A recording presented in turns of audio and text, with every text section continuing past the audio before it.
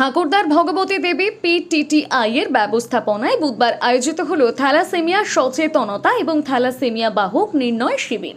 জঙ্গলমহল উদ্যোগ ও ভগবতী দেবী নারী কল্যাণ সমিতির যৌথ উদ্যোগ এবং পশ্চিম মেদিনীপুর থ্যালাসেমিয়া প্রিভেনশন সোসাইটি ও জেলা মুখ্য স্বাস্থ্য আধিকারিক দপ্তরের সহযোগিতায় হয় এই শিবির।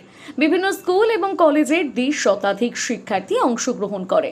উপস্থিত ছিলেন বিশিষ্ট লোক সাহিত্য গবেষক তথা অবসরপ্রাপ্ত জেলা বিদ্যালয় পরিদর্শক ডক্টর মধুপ দে, বিশিষ্ট শিক্ষক ও গবেষক শ্রী নরসিংহ দাস, থ্যালাসেমিয়া সোসাইটির অন্যতম সদস্য শ্রী তারাপদ দে এবং সংস্থার অধ্যক্ষ ডক্টর সিদ্ধার্থ মিশ্র।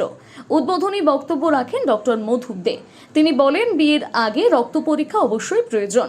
নরসিংহ দাসের বক্তব্যে উঠে আসে শিক্ষা প্রতিষ্ঠানের শিক্ষাদান ছাড়াও শিক্ষার্থীদের স্বাস্থ্য সম্পর্কে সচেতনতা করা প্রয়োজন এবং থ্যালাসেমিয়া সংক্রান্ত এই ধরনের ক্যাম্প শিক্ষা প্রতিষ্ঠানগুলোতে করা হোক, এই আবেদন রাখেন।